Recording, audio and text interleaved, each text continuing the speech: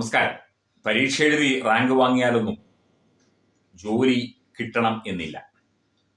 ഇനി ജോലി കിട്ടാനുള്ള അർഹതയുണ്ടെങ്കിലും അതിനുവേണ്ട നടപടിയെടുക്കാതെ ജോലി കിട്ടില്ലല്ലോ.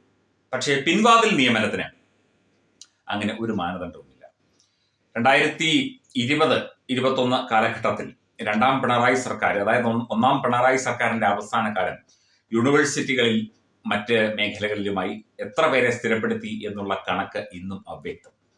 10, 3000, 4000 പേരെ സ്ഥിരപ്പെടുത്തി, 10,000 പേരെ സ്ഥിരപ്പെടുത്തി എന്നുള്ള ചില കണക്കുകളും പുറത്തു വരുന്നുണ്ട്. ഇപ്പോൾ ഇതാ സർക്കാർ അവസാന ലാപ്പിൽ ഓടിത്തീരാറാകുമ്പോൾ സർക്കാർ സംവിധാനങ്ങളിൽ താൽക്കാലിക ജീവനക്കാരായി ജോലി ചെയ്യുന്നവരെയൊക്കെ തന്നെ കൂട്ടത്തോടെ സ്ഥിരപ്പെടുത്തിക്കൊണ്ടിരിക്കുകയാണ്. PSC എഴുതിയവർക്കോ മത്സര പരീക്ഷകളിൽ വിജയം വരിച്ചവർക്കോ നിയമനമില്ലെങ്കിലും സഖാക്കന്മാർക്ക്, യൂണിയൻകാർക്ക്, പാർട്ടിക്കാർക്ക് ഒക്കെ തന്നെ 1084 താൽക്കാലിക ജീവനക്കാരെ കൺസ്യൂമർ ഫെഡിൽ സ്ഥിരപ്പെടുത്തൽ മഹാമഹമാണ് നടക്കുന്നത് എന്നാണ് റിപ്പോർട്ടുകൾ. കൊള്ളാം ഏതായാലും അല്ലേ.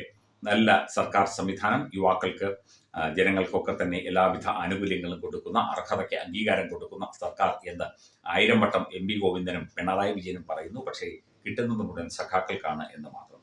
കൺസ്യൂമർ ഫെഡിൽ പിൻവാതിൽ നിയമനത്തിന് നീക്കമെന്നാണ് റിപ്പോർട്ടുകൾ.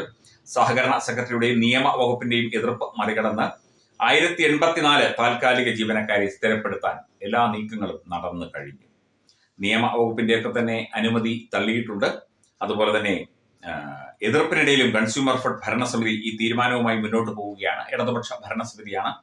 മാറി മാറി വരുന്ന സർക്കാരുകളുടെ കാലാവധി തീരുന്ന സമയങ്ങളിൽ പിൻവാതിൽ നിയമനം വ്യാപകമായി നടക്കാറുണ്ട്. അതിൽ ഏറ്റവും പ്രധാനപ്പെട്ടതാണ് ഇപ്പോൾ നടക്കുന്ന നിയമനം.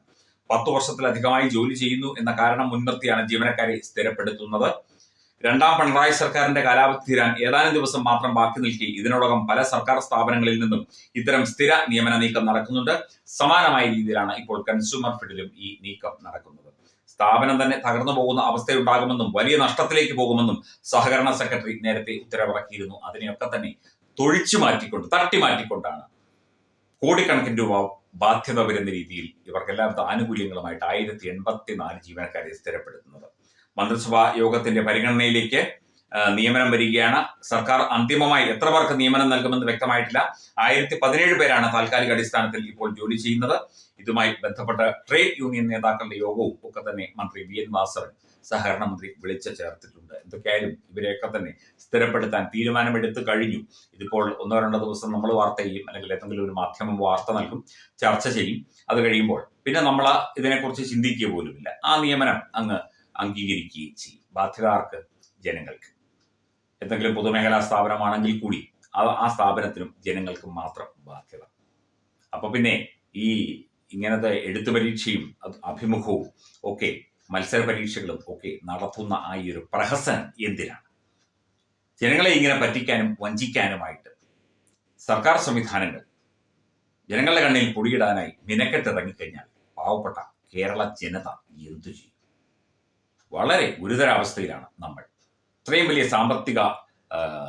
സാമ്പത്തികമായ ബാധ്യതകളും മറ്റു കാര്യങ്ങളും ഉണ്ടായിട്ടും അതൊന്നും നോക്കാതെ ധൂർത്തും അഴിമതി സ്വജനപക്ഷപാതവും തകൃതിയായി നടക്കും.